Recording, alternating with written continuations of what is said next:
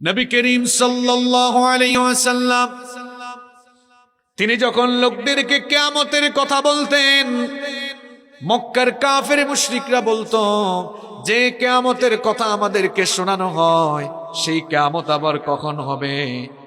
নবী করিম সাল্লাল্লাহু আলাইহি ওয়াসাল্লামকে জবাব দেওয়ার জন্য রব্বুল আলামিন আয়াতে কারিমা নাজিল করলেন। আল্লাহ তাআলা কোরআনে কারিমে বলছেন, ইয়াসআলুকান নাসু আনিস সাআহ। আল্লাহ তাআলা বলছেন, ও নবী, তারা আপনাকে জিজ্ঞেস করছে কিয়ামতের ঘটনা কখন ঘটবে। তারা আপনাকে জিজ্ঞেস করে যে কিয়ামতের কথা আপনি লোকদেরকে বলেন, সেই কিয়ামত কখন হবে।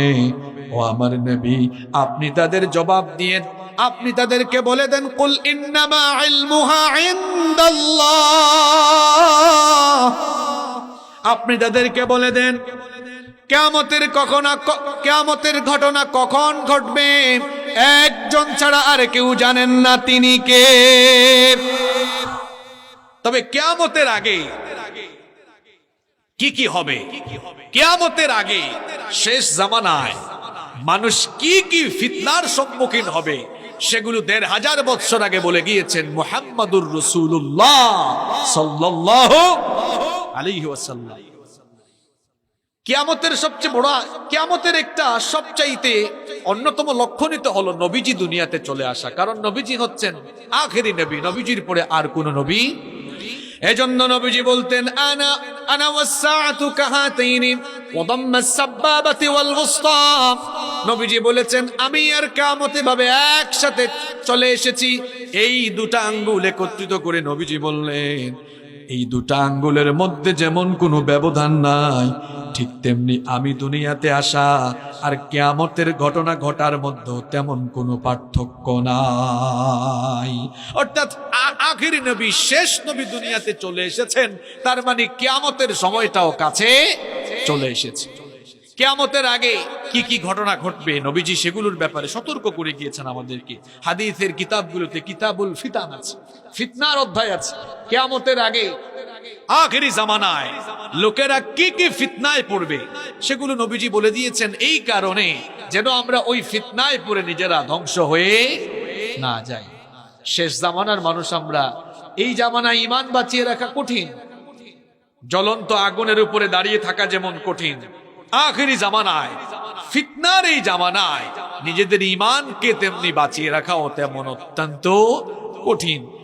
এই জামানাটা হলো এমন, সকালবেলা ইমানদার থাকবে, বিকেল বেলা কাফের হয়ে যেতে পারে। সন্ধ্যাবেলা ইমানদার থাকবে, সকালবেলা আবার কাফির হয়ে যেতে পারে। এখন তো আবার প্রযুক্তির যুগ।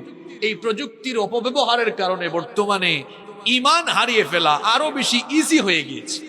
সম্মানিত বাবারা, আমার প্রিয় ভাইয়েরা, যুবক ভাইয়েরা, তরুণ ভাইয়েরা, শেষ জামানার এই ফিতনায় পড়ে আমরা যেন নিজেদেরকে ধ্বংসের পথে, জাহান্নামের পথে নিজেদেরকে ঠেলে না দেই।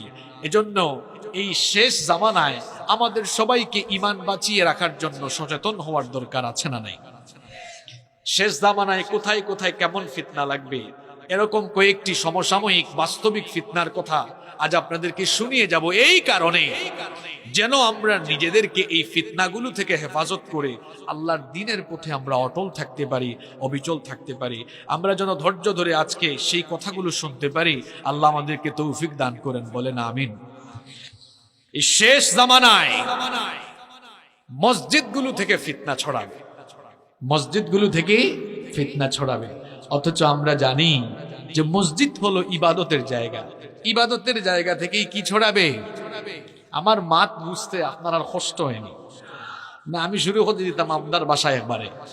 হ্যাঁ, আচ্ছা, মাঝে মাঝে মিক্স করবো না, কারণ সিলেট আইলে বেশি সময় কন্ট্রোলের ভিতরে থাকা যায় না, নিজের এলাকার মানুষ তো। সম্মানিত উপস্থিতি, মসজিদ থেকে ফিতনা ছড়াবে। শেষ জামানায় মানুষেরা মসজিদ নিয়ে গর্ববোধ করবে, বাহ্যিক ভাবে মসজিদগুলোকে সুন্দর করবে, কিন্তু মসজিদগুলো বাহির দিয়ে ফিটফাট হলেও মসজিদের ভেতরের কার্যক্রম আর মুসল্লিদের অবস্থা হয়ে যাবে সদরঘাটের মতো। কিরকম অবস্থা হবে?